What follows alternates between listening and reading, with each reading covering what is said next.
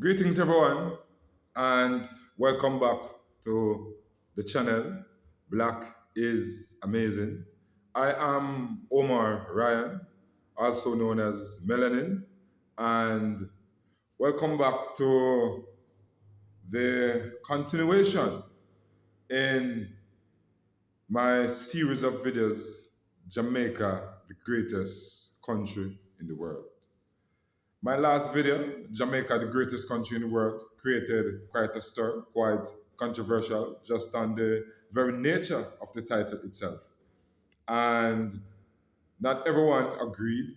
I saw a few dissenting voices, but overall, I saw a few comments agreeing because Jamaicans know that Jamaica is the greatest country in the world.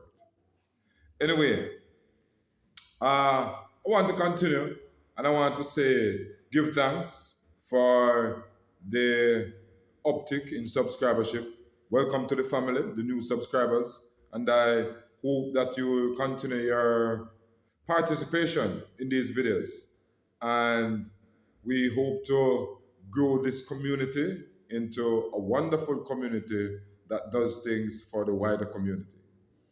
I am thrilled to see the uptick in subscribership and comments. That means that the video really hit some nerve, whether a good nerve or you know negative nerve. I would say bad nerve. You know, but give thanks. I really enjoyed reading the comments on the last video, and so this week I am continuing Jamaica, the greatest country in the world. And, you know, we mentioned a few things. We mentioned, I think we started out looking at leadership that Jamaicans would have provided, not just in Jamaica, but somewhat globally. We looked at Bookman, who was instrumental to the Asian Revolution, the global icon, the great Marcus Garvey, who spearheaded what I would say Pan Africanism in a global way through the UNIA and his work in the United States in the 1920s with the UNIA and the African Communities League. The detail is quite vast. There are two books that I would recommend on Marcus Garvey: Race First by Tony Martin, and you also have the Philosophies and Opinions of Marcus Garvey, and my professor from the University of the West Indies, Rupert Lewis. He has written a series of books on Marcus Garvey, which I would recommend anyone to read. Marcus Garvey, the global champion, and many books. So, and we also mentioned Bob Marley, the king of reggae and one of the superstars of music, recognized as the artist of the 20th century, song of the 20th century, and album of the 20th century, and many, many greatness to his name. And I don't know, a lot of people thought it was arrogance, but no, it's just asserting the national pride. Jamaicans are known for our national pride wherever we go, whether we live in Jamaica or we operate from the diaspora, and sometimes it's in the UK, sometimes it's in the US. Jamaicans are just great people. And I don't know if it's our location within the Caribbean makes us that great.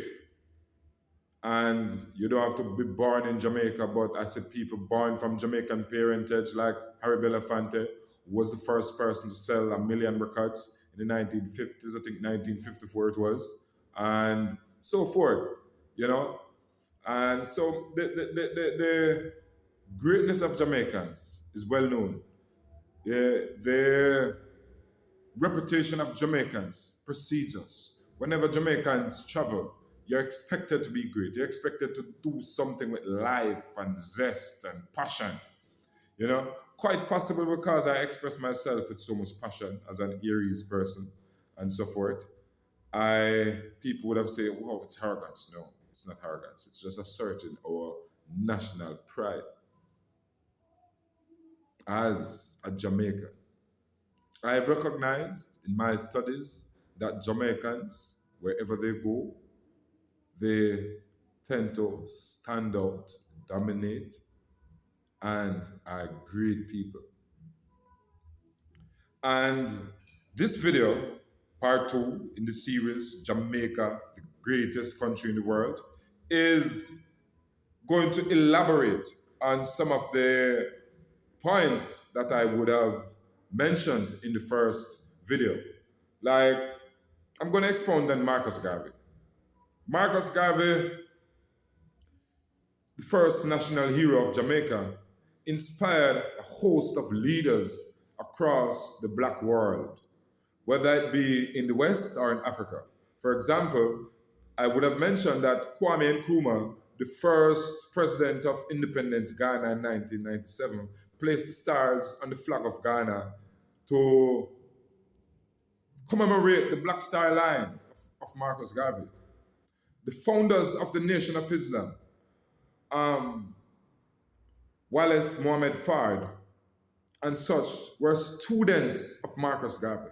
The Nation of Islam is the large black Muslim organization in the United States. Marcus Garvey inspired many great leaders across this world, particularly black leaders, Pan-African leaders, and Jamaicans in general have been leaders in the Pan-African movement for many, many, many years. Reggae music at its core is a Pan-African music. Bob Marley is not just seen as a regular artist, he's seen as a leader for black people, and that's part of the reason why he's so great.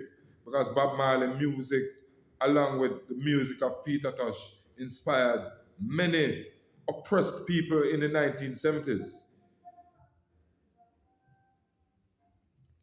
Their music was banned in apartheid South Africa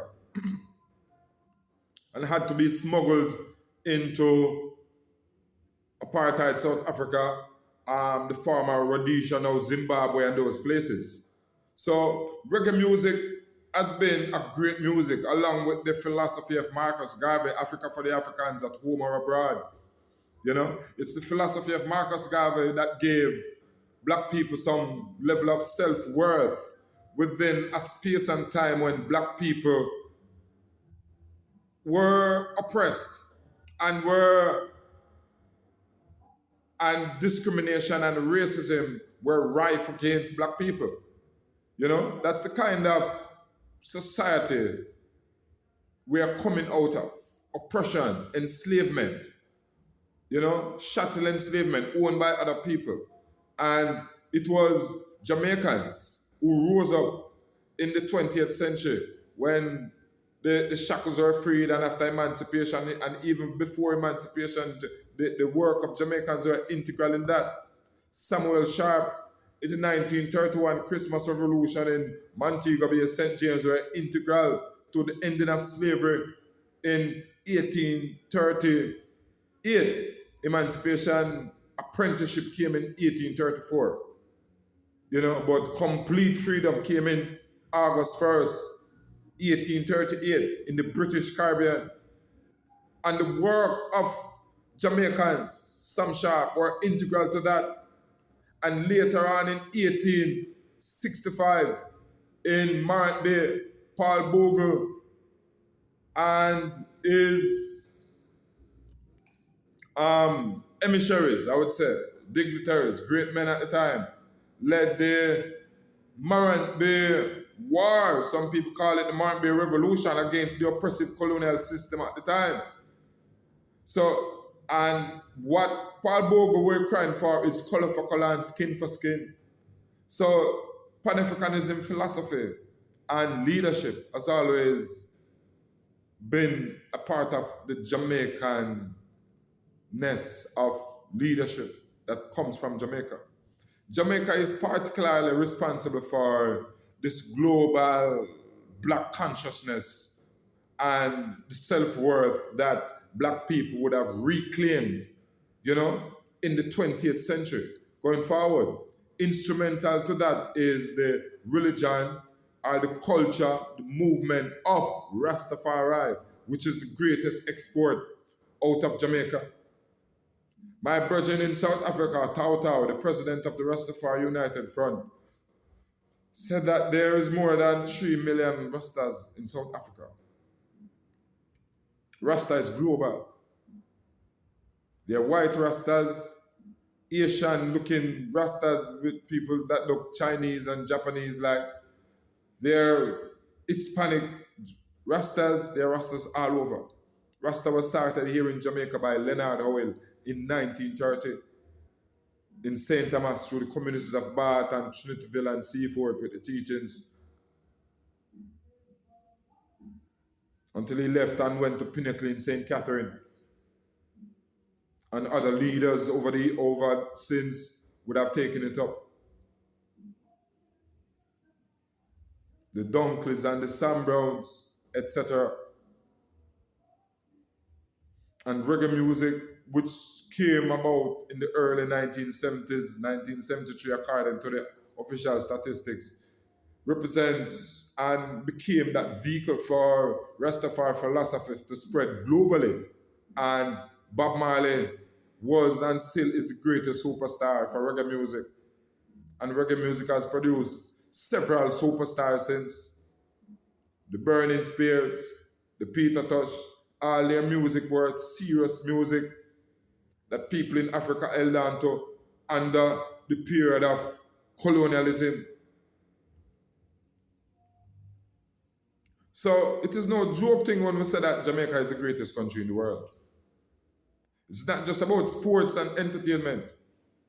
Black consciousness and Pan-Africanism is important to who we are and the strides that black people would have made in the West.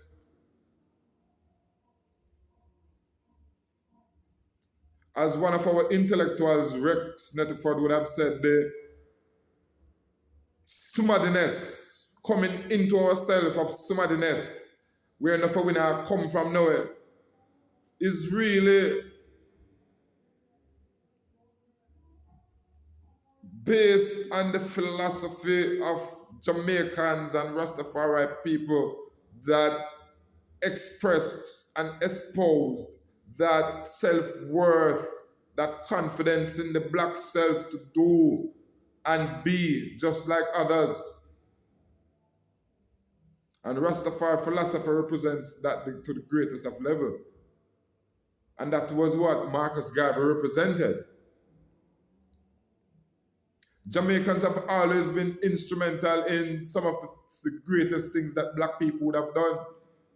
Jamaica is the first country, small country, and not just small country, and as a black country, a country where at least 90% of its population is black.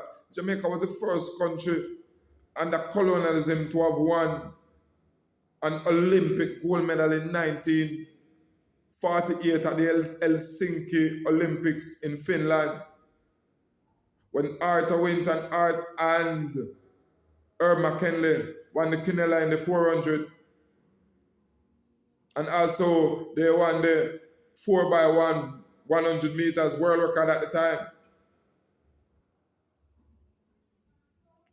A country like Nigeria, which is the most populous country in Africa, won their first medal in 1996 at the Olympics. I think that Olympics was held in the United States, Atlanta. And it was in around 1962 that Kenya started to win medals at the Olympics. So Jamaica has always been a leader and inspiration for black people. And that's what makes Jamaica the greatest country in the world. Because when the countries of the North Atlantic, the US and UK and all these France and countries that spread systematic racism and colonialism and oppress our people. Jamaicans have always been standing up. I don't know what is it about this island that makes it so great, why people would just believe in ourselves and that no one is really above us. And of course, we do have people in the Caribbean who have stood up for their rights. The Garifuna people of the Leeward Islands, the St. Vincent, etc. I made a presentation to the Garifuna Foundation last year in St. Vincent. So we know well about those history, and I'm speaking to the persons who comment about Jamaicans and something about freedom. You know, the impact and influence of Jamaicans on the world is vast and great. You can always find a Jamaican, whether they were born here or not born in Jamaica. And if it makes some people feel any better, you know, I would go further to say the Caribbean region on a whole is the greatest region in the world in terms of human achievement, you know, in terms of the arts and so forth. You know, the humanities, the arts, you know, our own things that we would have created based on our own volition, creativity, human creativity. It's a very creative region. Greatest. When you look at Calypso and soca and the steel pan music out of Trinidad and Tobago, when you look at the great writings out of Barbados, Trinidad, Guyana, and St. Lucia, people like Derek Walcott, the great minds all across the Caribbean, you know, so when you narrow it down, the Caribbean region has less than 30 million people, you know, when you take in consideration Cuba, who is there in the region but considered a part of Latin America, and so forth. We are the greatest region in the world, and Jamaica is the headquarters for that greatness, and I make no apology about that. Jamaica is the greatest black country in the world. A few years ago, a great radio personality in Jamaica, Muta Baruka, was playing a tape from an African brethren. I forgot which country he was located on in the continent. And his message to Jamaicans were for Jamaicans to stop the crime and violence and killing and hating among each other. That the people in Africa look to Jamaicans for leadership. They're inspired by the black consciousness, the self-determination, the confidence of Jamaicans to impress upon the world, to get up, stand up, and fight for your right. Over my next few my next few videos, I am going to be expounding on the greatness of Jamaicans by looking at great Jamaican athletes, like the 10 greatest Jamaican athletes, and so forth, to really solidify the position that Jamaica is the greatest country in the world. I don't want to make the video too long. Thank you for being a part of this community and sharing in the knowledge and this community overall are contributing to its growth. Thank you, and I look forward to your comments and your participation going forward. Until next time, love in the house. Big up.